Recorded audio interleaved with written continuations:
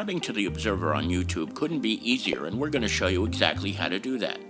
First, navigate to www.youtube.com/TheObserverNJ. Once you get there, all you need to do is hit the subscribe button.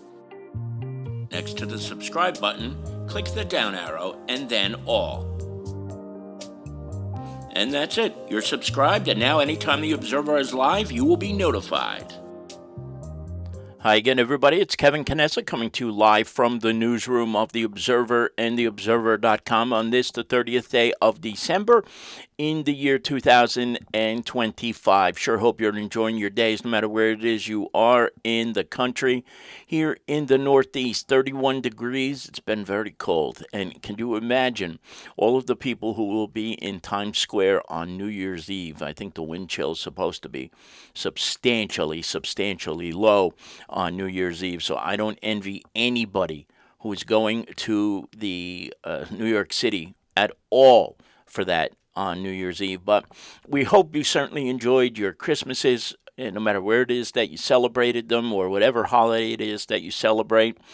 I certainly took nothing for granted this Christmas, getting to be with my mother, who was in the hospital for 2 weeks with multiple procedures to her heart and one to her carotid artery. And thank God, knock on wood, she is doing so much better now, home recovering.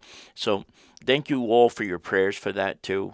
Parenthetically, I just wanted to make sure that everybody knows how grateful I am for that. But hope you all enjoyed your holidays, and now we got another long weekend coming up. It's hard to believe it. And it's kind of hard to believe that we are really at the end of the year already, isn't it? Like, time goes so fast during your older years. So if you're young and you're watching, enjoy it while you can. Let us say hello today to Manny Ventoso Jr., my dear friend who is here with us. Also, Denise Pavlik is here with us as well. Thank you so much, Denise. And I'm always grateful for the support that you give us. And, of course, that goes for Manny, too, for being such great and fond fans and supporters of our newspaper and what we do here all the time. Thank you. Anybody who is in the background, I know there are certainly some of you there. We welcome you as well, and thank you for watching, even though you can't really say anything.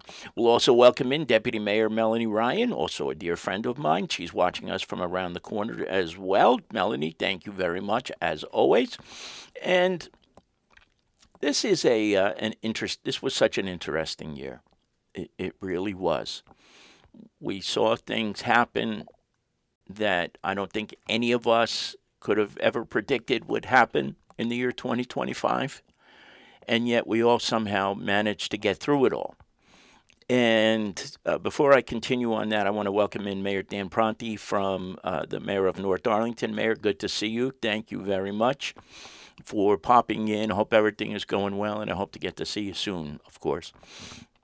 But 2025 was a very bizarre year, and I got to be honest with you, I'm kind of glad it's over soon. I really am, because of all things going on, and especially the way the month of December ended between two terrible fires, the terrible bow and arrow shooting, everything that happened for me personally. I'm just ready for 2026.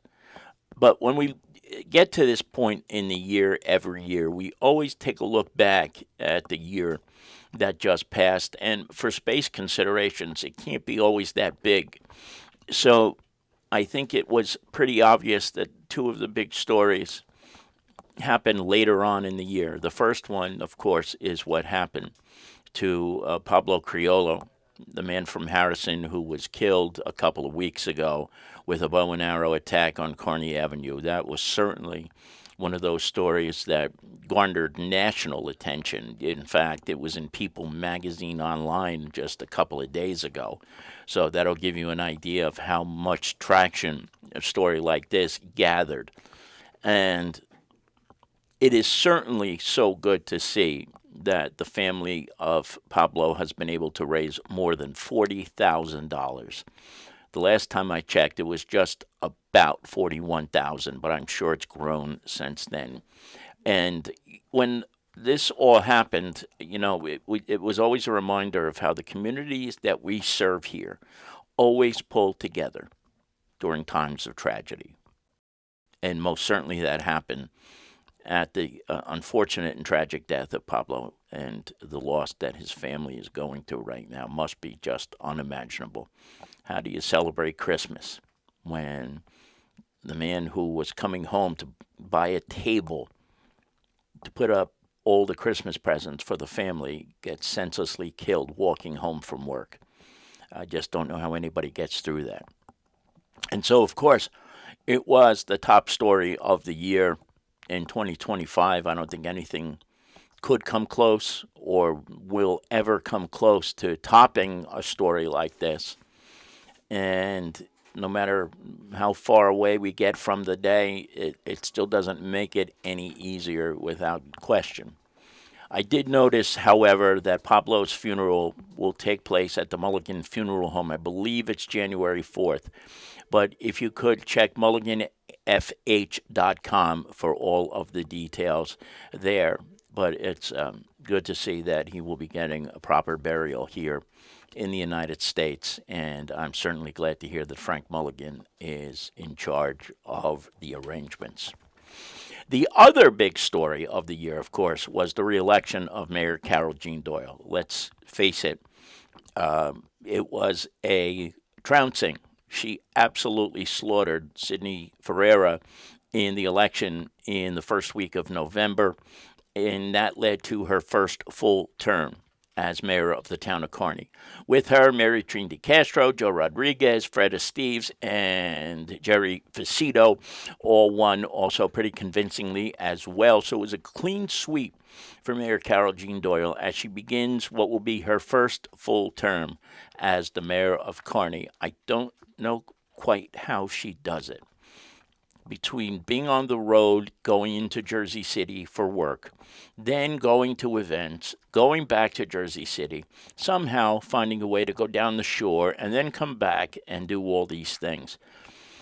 I hope I can do a quarter of what she can do when I get to that age, if I'm lucky enough to get there. And we are so grateful for the work that she does and for just being everywhere. I'm not quite sure how she does it. Among some of the other top stories you can see that are here on this week's front page include the opening of this incredible new park in East Newark, which was paid for by the BASF company for the most part. And the other significant story, too, was that Mayor Robert Giangiarusso and his team also won a complete sweep on Election Day in May. David Mateen is the newcomer. You see him. He is on the left of your screen. Then there is Commissioner Richard Jarvis, Commissioner Lou DeMarco, Commissioner Karen Haggerty, and let's see, who am I missing? And Mayor Giangiarusso. So they all swept and did very, very well in their elections as well. And that was one of the bigger stories. Of course, in North Arlington, the Republicans, despite the trend in the state of New Jersey, bucked the trend, as they always find a way to do, in winning seats to the town council. And that was Kirk Del Russo and Amanda DeCicco, the newcomer, who was appointed to the council this year, but now will serve her first full term, which I believe I got wrong and said 4 years. It's 3 years. Mayor Prunty, if you can, correct me if I'm wrong or let us know if that is indeed correct. And then, of course, in this week's edition of The Observer, Jason Bernstein does a great job of breaking down what he thought were the top 10 stories of 2025 in the realm of sports. I don't know how he gets around and does what he does, too, going to all different sporting events and getting to games at all different hours and places around North Jersey.